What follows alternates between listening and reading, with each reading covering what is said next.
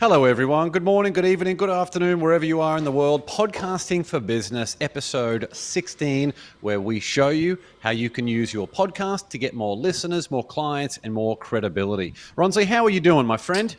Absolutely amazing. The banter on this is going to be amazing. I think I'm going to go for four guests, having four people on this show more because I feel like at least from the start it felt like a really quickly good banter that started off. So I'm excited for this show. I'm excited to see you in the States next week.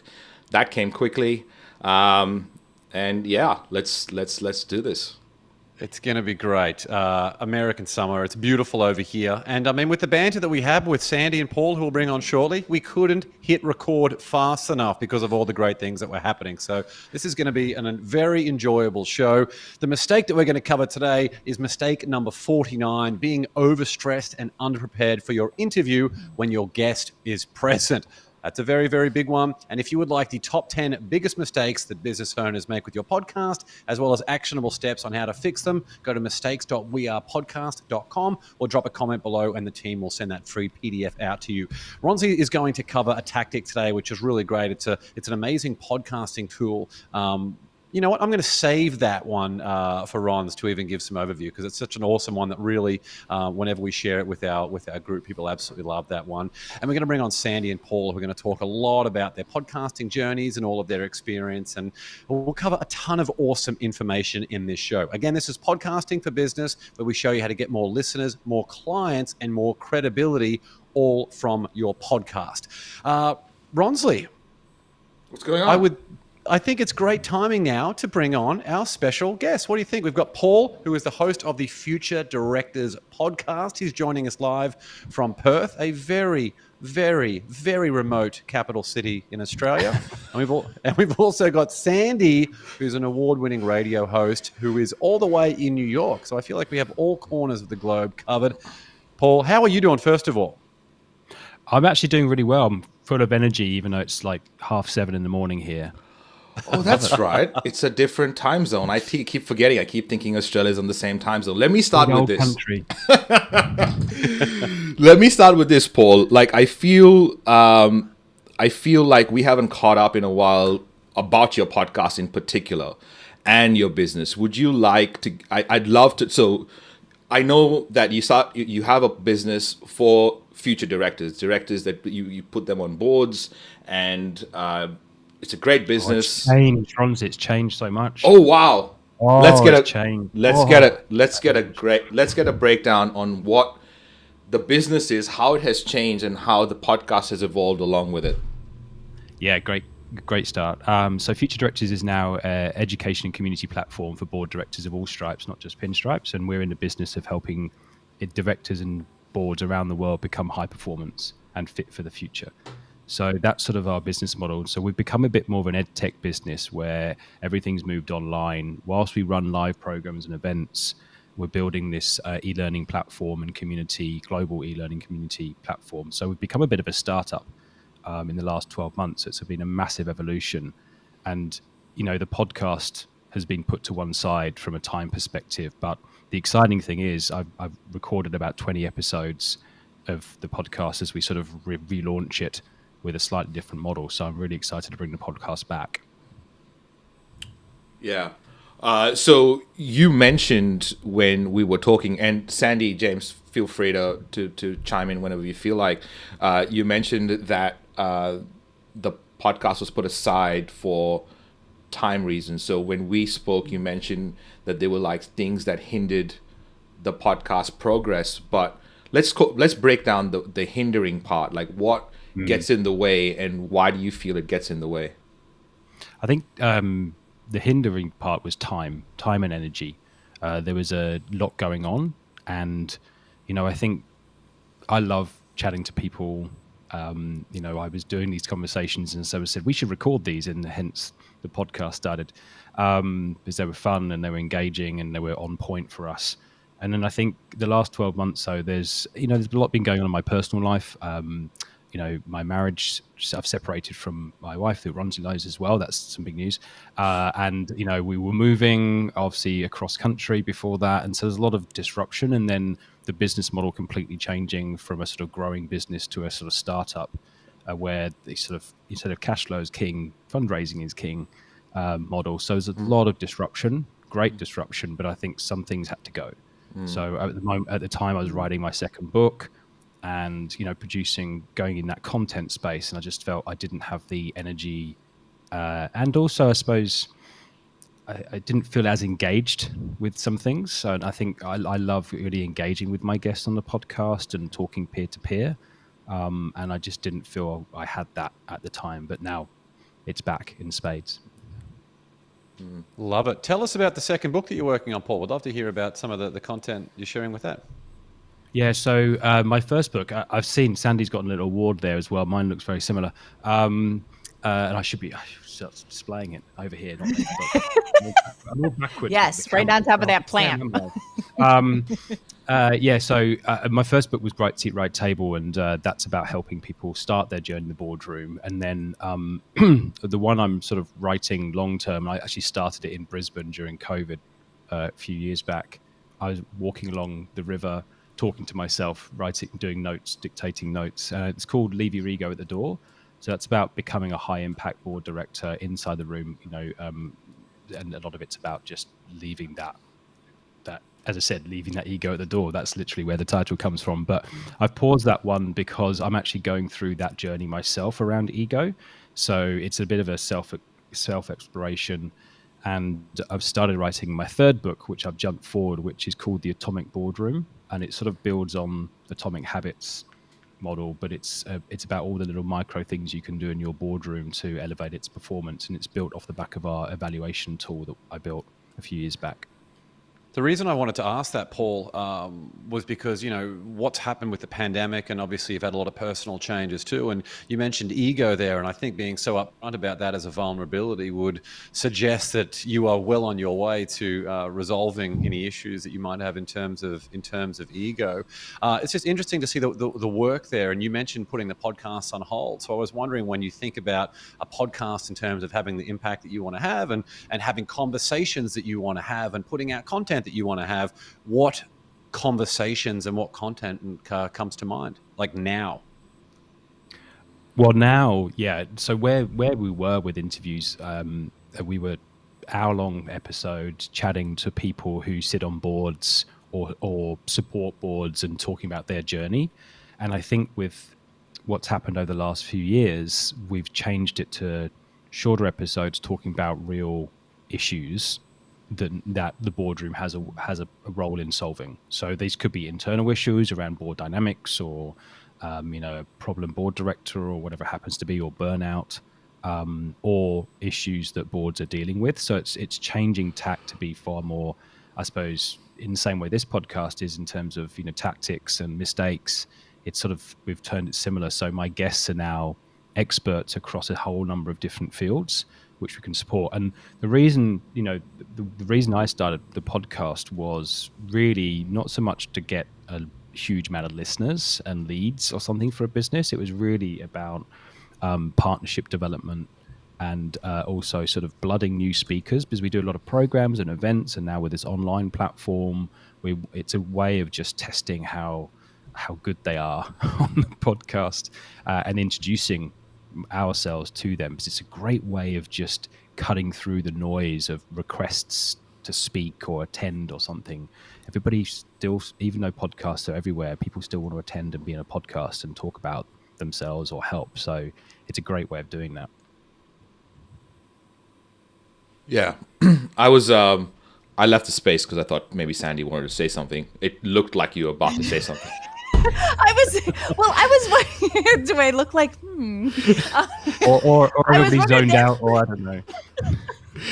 A lot of people probably struggle with that, though, right? Where their plate is so full of things that they want to get done. And writing a book, oh my gosh, I applaud you. 3 books in, because that's a big task in itself. Starting this business, what do you guys tell people who you coach, how to navigate through, find the time? Is it okay to put it on pause, or would you say use what's happening in your life as just a solo podcast, just to keep content out there? Oh, I love that question. I love that question, Sandy.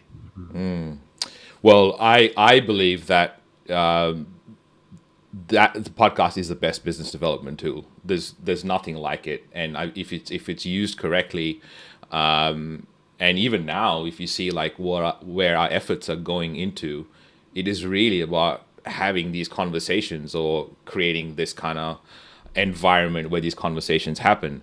So I believe that any podcast, any business, irrespective of where they're at, especially if they're in the startup phase, and especially if they're looking to like, build the be the hub, so to speak, and get the people around them, get the partnerships around them, and ultimately the clients. I suppose I do think that there's nothing better than a podcast, and with the tools available now these days, like.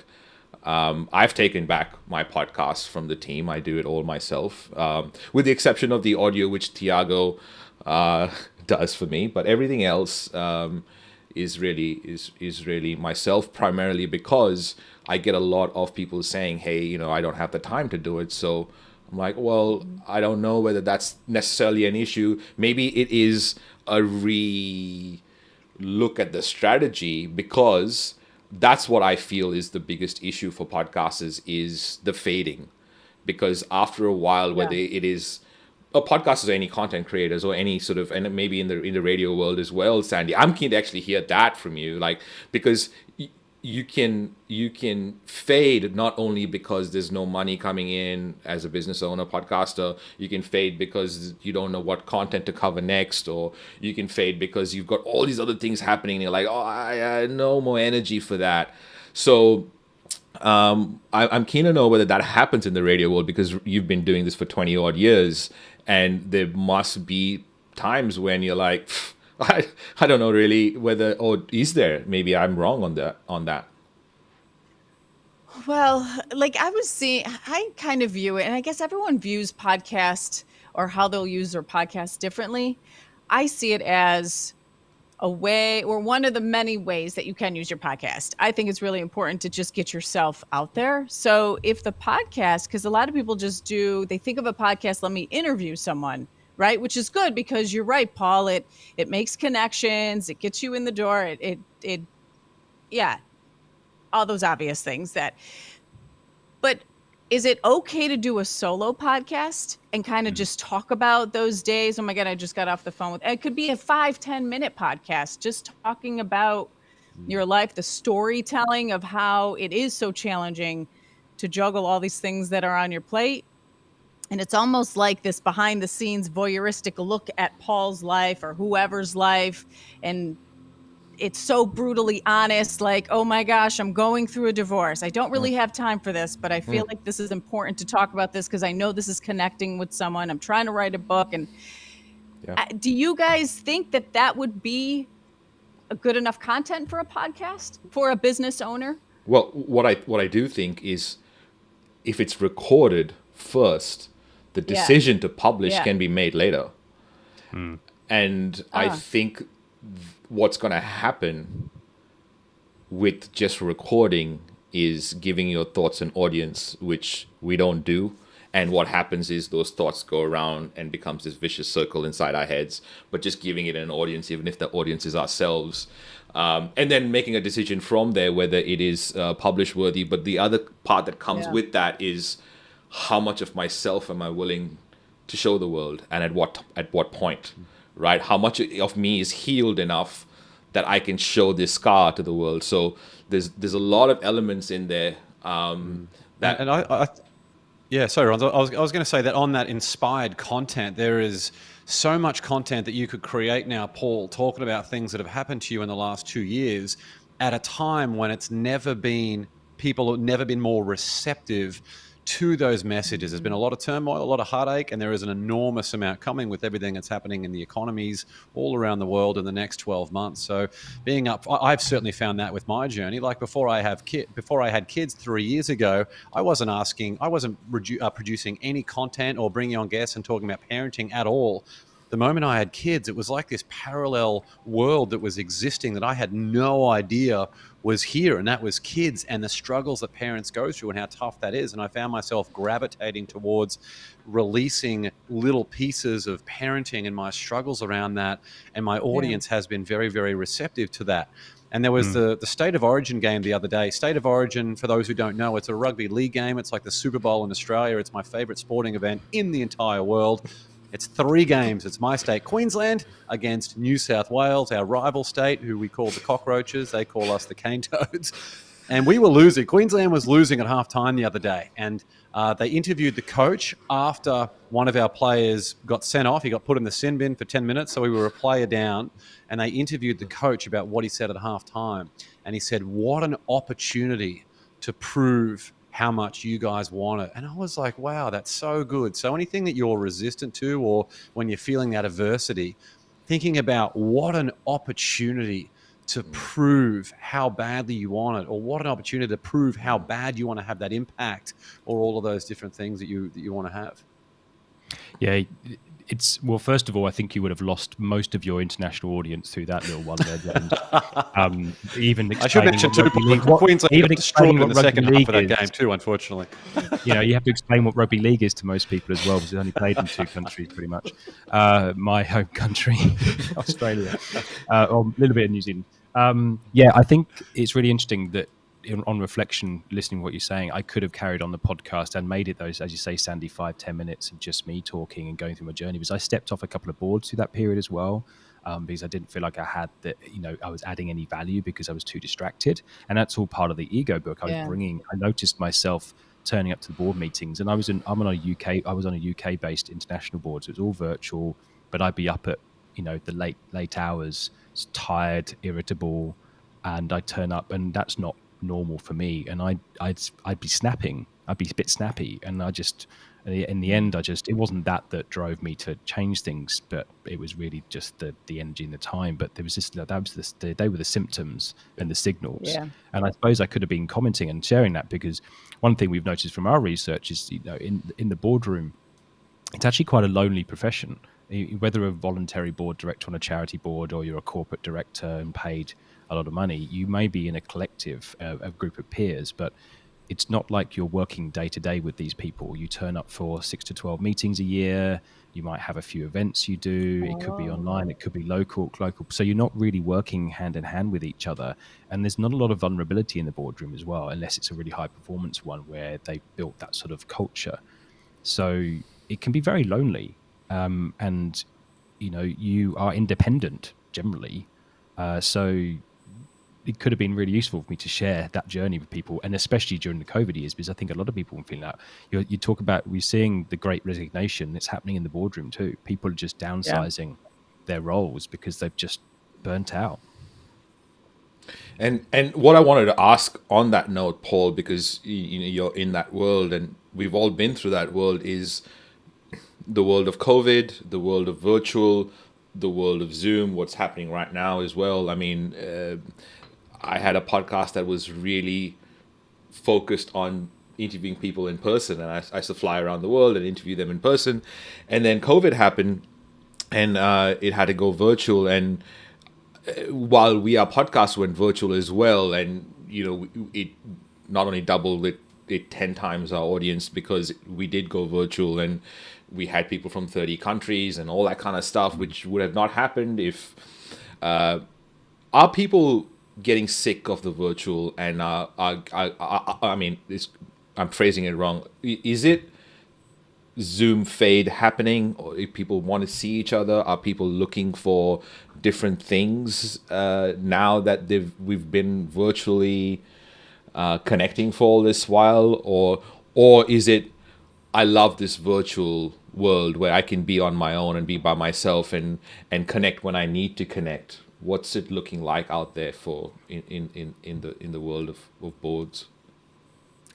Everyone's different, first of all. So some people can't wait to rush back to the room and in person, and other people are loving the freedom and the space of being virtual. I think what we're heading towards, and it's the struggle for a lot of companies, is this hybrid of let's try and have the best of both worlds, but at the moment it's going through this flux of we're almost the worst of both worlds. So I think what I've found for myself, like you with your podcast, I did carry on the podcast during the first part of COVID, and the expansion of the guests into an international audience and even I suppose a higher caliber of guests was amazing, but still having that connection with them because of the video. I think what I'm finding now though is that relationship building has changed. Building a relationship used to be you can really only get it going if you spend time with in person. But I found some of my closest friends in this world, this governance board world, are people I've actually never physically met, because it's so possible to build a relationship with them virtually now. And when we do meet, it'll be like we're old friends, even though it's for the first time. Even just in my business, business has grown from just a few people to 10 people in the last year. And it was only a couple of months ago that I met half of them for the first time, which is just weird, but amazing at the same time. So that's that. I think what's shifted is people's expectations of what's possible. And it's the same with the podcast. You can get to know someone virtually and have an amazing conversation. Like I haven't met James or Sandy, and we're having a great conversation. May never meet them. Who knows? Hopefully I don't do. But you can build relationships online now, and that's the big change. And it's allowable. It's not like, oh, I have to come and actually see you in person to seal a deal or do something, epic. Yeah, we're hosting an event here at my Does house. anyone? Well, sorry, Sandy, go for it. No, continue, because it was something like you're going to say, I'm sure. I was going to say we're hosting an event on the 8th of July next week here at my house in LA with people we've never even met before, but have been so close to for the last few years, like clients of ours. We've got people flying out from 3 countries, and I have absolutely no reservation. I cannot wait to see everyone and give them a big hug. Sandy, remember when we caught up at Brandon's, shout out Brandon T. Adams, his Rise and Record event in Florida? It's so nice to catch up with old friends, like your best friends who you've never actually met before, but it's everyone's open to it. We've been forced into that. I was going to say that, like at the event, in LA, I'm so excited where I've connected with so many people in the We Are podcast and the Whamley on social media. It's such a fantastic tool to get to know people. It's wild. It's weird. I never thought I would say it, but I feel like I have developed such close relationships through Zoom, through social media. It's wild. Yeah. And when it comes to podcasting too, a lot of the work that I have spoken about and a lot of things that I teach our clients is around relationships. And Ronsley we often talk about retaining the listeners you already have. I think it's really important to remember that in terms of relationships more broadly. If there's someone that you've been able to connect with, what is your opportunity and your avenue to be able to maintain an ongoing presence in their life? That's where something like social media can be really invaluable. A lot of people have had times where they felt like they need a little bit of a social media detox, and believe me, I know exactly what that feeling is like, especially when we're glued to these phones 24/7 because of how powerful and how important they are with everything that we do day to day. But being able to have relationships and know what people are up to and them to see what you're up to, that can create a spur of the moment conversation that has amazing context from the last 10 years. I really love that about social media as a positive. Yeah. And I feel the podcast lends itself to that relationship building, because I don't think none of the relationships I have around me right now would have happened if not for a podcast that I started in 2013. Like it wouldn't, none of them. And it's extremely interesting to realize how many people are now part of my life because I've had this conversation with them. And it could be on different things, right? Because the first podcast was on food and our relationship with food. Then it started to become about podcasting, and then the psychology of entrepreneurship was even more deeper, where we covered different things. And so I understand the pod fade for sure, because you get to a point, and Bon Appetit, for example, the podcast that got me famous, still gets 10,000 and more listeners a month easily. And the last time I published that was in November 2019. So, but I don't feel like I want to publish on that anymore, and I don't feel like they putting any more effort into that at this point. So I understand that we all go through that phase. It's not only like, oh, is it bringing me money or is it bringing me listeners? And it's all this like, can I actually contribute to this topic? Do I feel like I have anything to give anymore? I've been asked a couple of times now that the TEDx talk has been made a TED talk.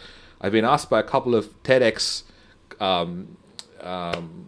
conferences to speak, but I have nothing to say. Like I literally have to make up some random topic and make it sound good just to speak, and I don't feel like so I wonder whether that's what we're going through, and especially when these big shifts happen in our life, right? When big shifts happen in our life, there's a change, something happens, something shifts, and I wonder whether we should be taking advantage of that, or whether we should be just sitting in that and understanding what to do next. I'm keen to hear what you think, Paul, about that in particular, like where you're kind of like in this position of lots of things moving around. Is it better to sit with it and then figure out what to do, or is it better to kind of like the obstacle is the way sort of thing? Yeah. I think you've just got to do what works for you. And I think I put down in my hinder list that comparison is such an enemy.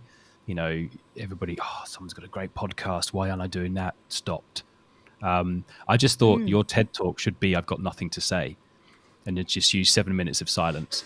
It'd be amazing. It'd be such a change. And awkward. But even then, the reason I said that is because I think you, by sharing that part of your journey, and I think this is the critical part as well, whatever we do, we have to keep on sharing, whether that's recording podcasts, talking to each other, talking to your community, talking to friends, loved ones, whatever, just sharing that journey, because then those things, that inspiration, ideas come. And I'm not joking. I actually think your TED talk could be, I've got nothing to say, and you take them through a journey of, I've run out of things. And that could be the talk itself, because I suspect a lot that would resonate with a lot of people. That, especially over the last few years, I've just run out of inspiration, and I'm just dealing with whatever. And I'm not saying you'll run out of inspiration. I'm sure you've got spades of inspiration, tons of inspiration. But I think if we keep on talking and sharing, and that doesn't come naturally to everybody, going back to James, what you said about vulnerability early on, like I've never had a problem sharing what's going on my podcast and on anything at all. Like it's one of my superpowers is I overshare, and I'm not sure if it's a superpower or not, but I'm quite happy to communicate what's going on in my life and wear my heart on my sleeve constantly. But that's not the same for everybody else. And so if you're not wanting to share publicly, just talking to somebody else, because that energy can come back from other people where they see something that you don't see. So, just talking to you now, I wish I'd spoken to you 12 months ago and actually kept things going, but changed tack and actually started sharing my journey as opposed to sharing other people's journey. Yeah, and it could be a really good point for you to kind of go, maybe Future Directors podcast can pause for now, and maybe it's, Paul Smith's podcast, and it could be anything from. Oh, I've got so many ideas. That's my problem. I've got way too many ideas. You just need a sounding board. You need someone to obviously look at it and go and help you decipher everything that's going on in your brain. And where can I find an agency that does that? There are plenty of agencies out there. BTW nowadays, everyone's got a podcast agency. But I wanted to ask this question because you're a big fan of podcasts, and you've obviously created a lot of relationships from it, I suppose. So maybe what are the good things that have come from your podcast I'd be super keen to know since it started, 2016, 2017, I want to say? Yeah, 2018, I think I started. So 4 years and about 70 episodes in. So, again, with the pause, trying to, get up to 100 as quickly as possible and keep going. But they're long episodes, so I was dropping one every fortnight or randomly. Great content. Like, first of all, just really amazing content. so like, when you're interviewing someone for an hour, you could put together 5 episodes of a book, of a content, and that's a book in that respect as well. Just content. It's almost too much content, too much, because you in that space of time you can cover so many topics. Their journey, what's going on in the world, some solutions to some problems. It's just you're overwhelmed with the richness of the content, and especially if you've chosen your guest well. And I spend a lot of time focused less on the caliber of the guest in terms of their on paper, but how they present and how easy it is to riff with them and have this conversation with them and have this banter that we have, because that just makes a far more engaging podcast, and it makes it easier for me as well to talk to them, because we're just talking peer to peer. So content's great. Lovely feedback from the audience in terms of what they'd love to hear. Get emails from people going, well, first of all, where's the podcast? Is it coming back? We missing it, which is wonderful to hear. But just people going, that really helped me. And that's what you do it for, right? You're putting this content out there to help people. So hearing from you or hearing from your guest, just really helped me through this stage of my career or this journey or this issue that we had as a boardroom. And I got to say, it's not bad for the brand.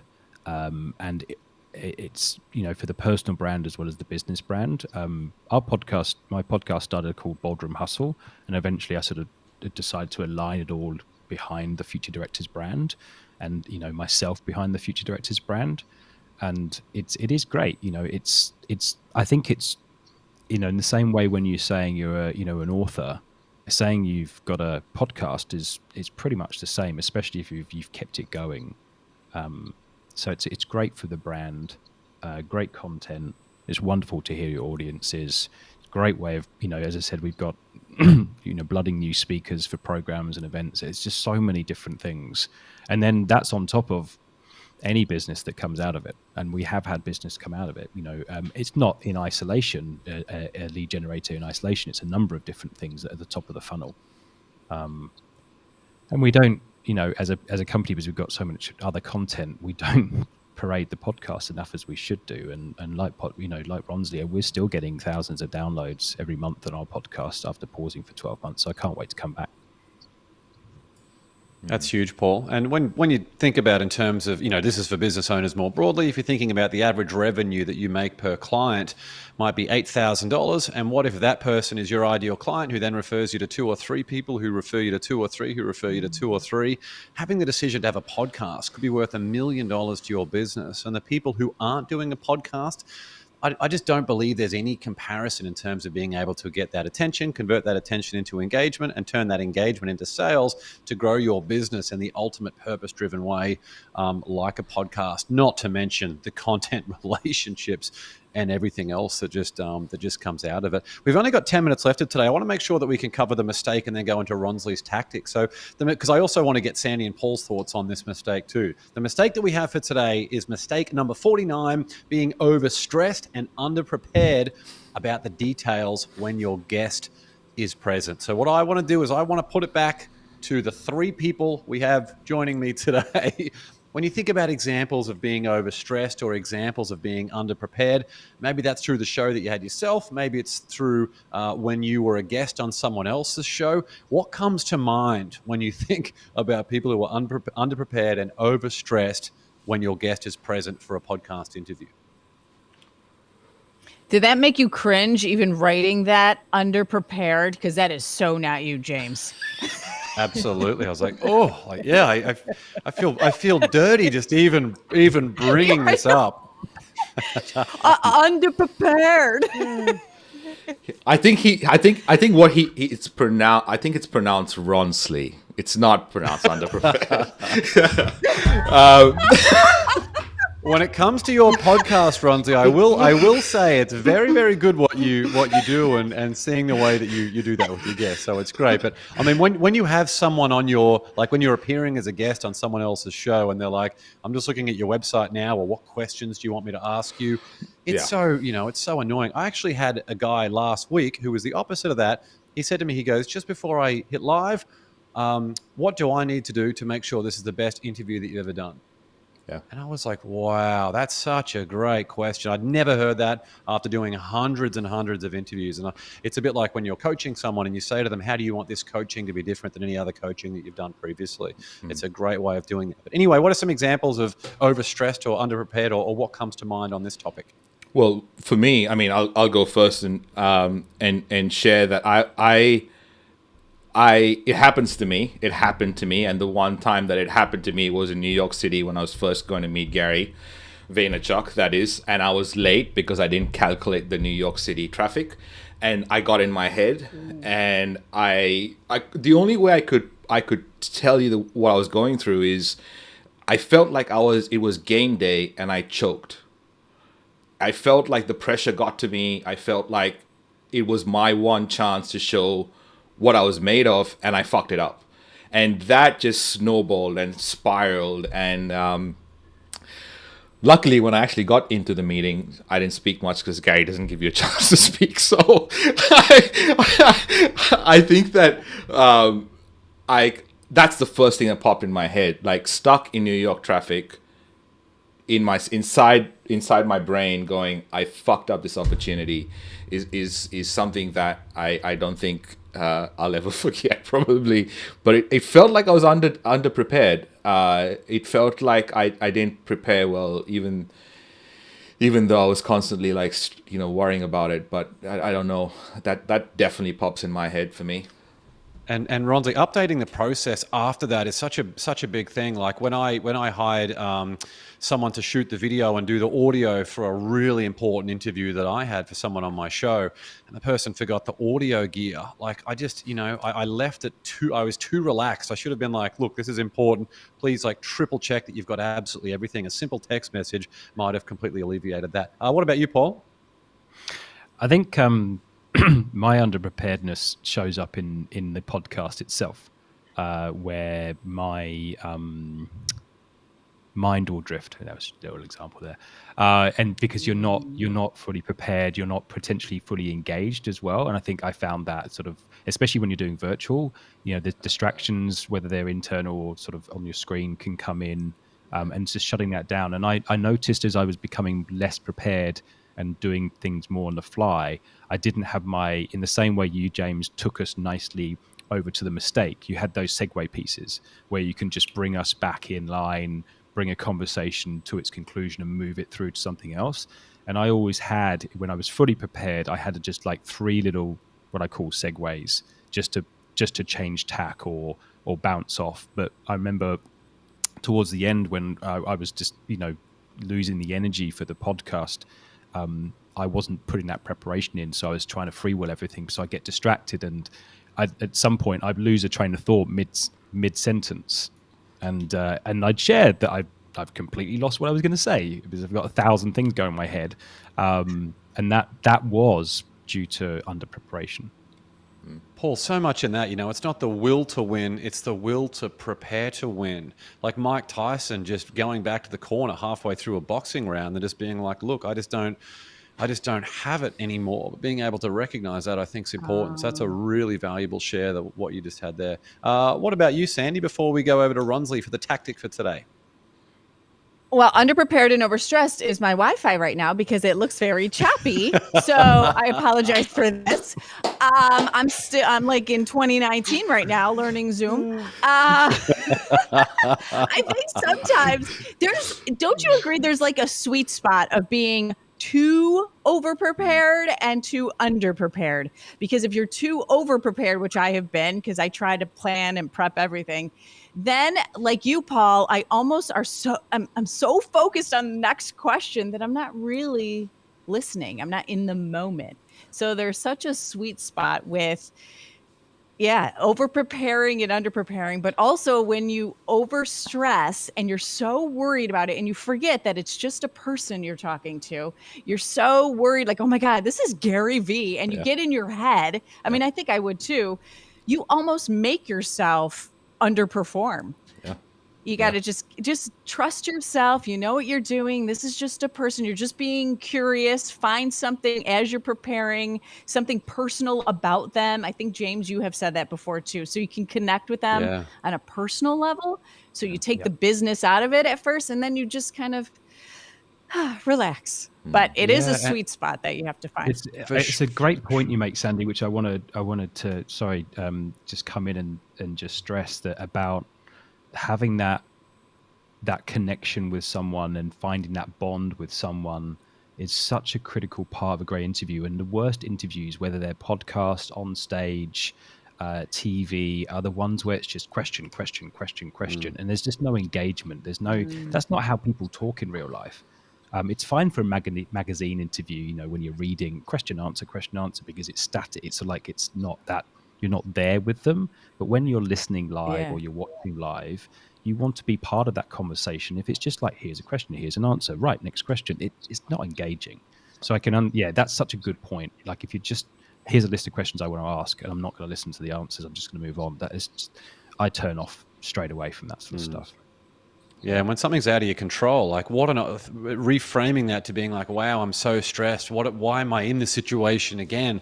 Changing that, like what we mentioned earlier about the state of origin before all of our viewers left this live stream, talking about what an opportunity to be completely present and have an amazing, natural and organic conversation that might end up being 10 times better than what you could have prepared anyway. Yeah. Really, really valuable. Well, on that note, right? I mean, I might have been underprepared and still remember the brain space I was in and how I fucked up that meeting. But VaynerMedia is a client, so I suppose all worked out in the end.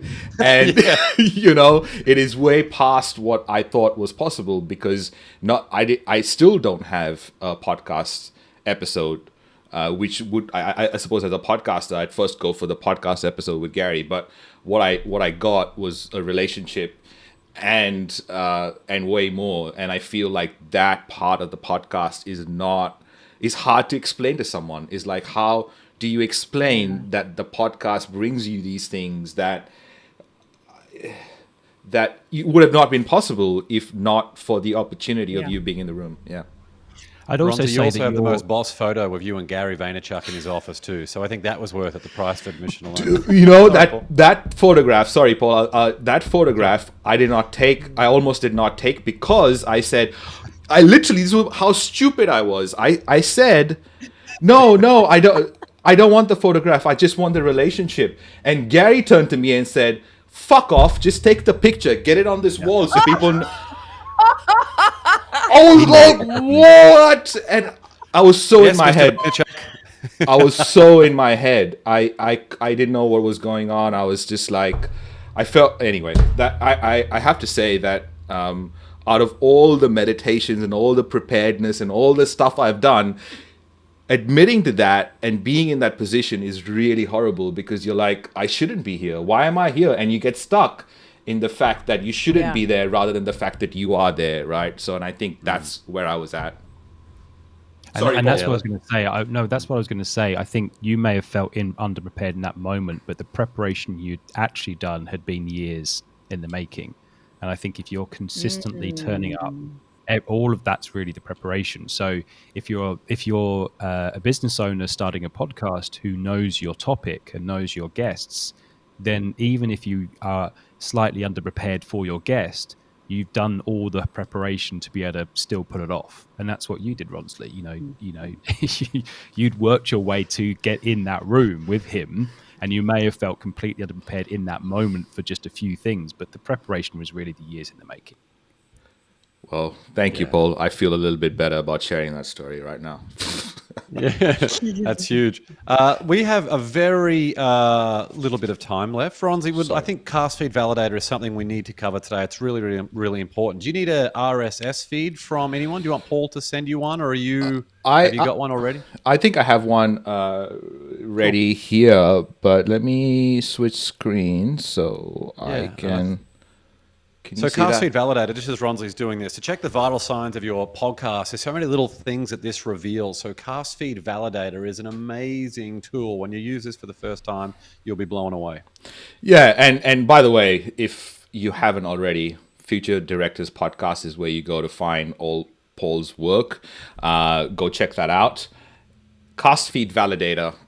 Now, castfeedvalidator.com is like every podcaster needs to know that URL, primarily because once you have that URL, you can check the vital signs of your podcast. Now, I went to my Libsyn feed and I got my RSS feed from my Libsyn for Should I Start a Podcast? And that's what I've entered in here. And I hit start validation. So I'll do that again, actually, so that you see what happens. So if I just go here, that's what you get. You just get this one page, and you just enter in your URL and you ask it to validate. And you really need to see what it comes back with, because I used to get a couple of reds in here because I did not have the right tags in there, which obviously I have fixed. It tells you information about your feed. It tells you what has been cached, if you know what that means, but it also gives you a whole bunch of information. Now you see here, there are 207 episodes with no iTunes summary tag, which means that is something I've got to give my team to fix almost immediately. Even though I've done this test a few times, I've not gone and seen that. So you see how useful this is, right? It'll break it all down and tell you exactly what's going on with that particular feed. Now, if you go, this is another one that's really important, your artwork. So a lot of the times when you create artwork for your podcast, it's not the right sizes and dimensions for iTunes and other places. So making sure that you get all green ticks on your artwork is really important. And then making sure, now this is another thing that needs to be fixed for me. I've got to give this to Ronald and the tech team, that my RSS feed should be linked in the head of my podcast website using the link tag. So these are all things that are really, really important to know, and I wouldn't have known it if I didn't put it through Cast Feed Validator and checked it out. So I suggest everyone go and get your RSS feed, put it in here, and see what the vital signs of your podcast are. And If only just we to had one of these for demonstrate marriages how- as well. Sorry, James. Sorry, I'm going to say, just to demonstrate just how easy it is, whilst Ronsley was doing it, I just did mine. It's that quick and that easy. Yeah, it is. It is. What came up for you, Paul? The only thing I had here as a warning, everything else was successful, was title ID3 tag is missing. Huge. So ID3 tags obviously tag your MP3 file, like to give it to know where it's coming from. So when people download it, it's just not a plain MP3 file. So having an ID3 tag is obviously a big thing. So cool, awesome. I find that helps set a lot of things. Even figuring out whether your website is fast enough to host your podcast, which is obviously a big thing. Yeah. So that's our tactic tool for today. Love it, Ronsley. We went through our mistake earlier. If you would like a copy of the 10 biggest mistakes and how to fix them, if you're a business owner with a podcast, go to mistakes.wearepodcast.com, mistakes.wearepodcast.com. Paul, Sandy, so great to have you both with us today. Paul, where is the best place for people to learn more about you? Futuredirectors.com, or look me up on LinkedIn. Future Paul Smith is the easiest way, because Paul Smith is a very common name. So I think I had a jacket from you at some stage, Paul. So just add the word future in there, it helps. Awesome. That's the best way to connect with Paul. What about you, Sandy? Instagram, TikTok? I know you're on both of those these days. Yeah. I am having Leah help me with TikTok, James, my 18-year-old daughter. I'm like, Leah, okay, this is what I got. She's like, oh, Mom, you did it wrong again. So anyhow. She's got you Sandy dancing Waters, and singing and all sorts of stuff. I know, she's still totally teaching me. Sandy Waters 989, and then the Breakfast Buzz if you want to listen to the podcast. And yeah. Amazing. Love it. So great to have you both with us today. Amazing conversation, exceptional banter, and some real heartfelt conversations. We are bringing We Are Podcast back to Brisbane in Australia on the 10th and 11th of November. It is going to be incredible, and boy, do we have an epic speaker lineup. So go to wearepodcast.com or make sure you're in the We Are Podcast Facebook group for more information on that. We've got early bird tickets that are going to be released on the 30th of August.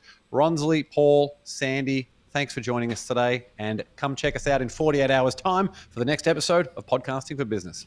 See you, team.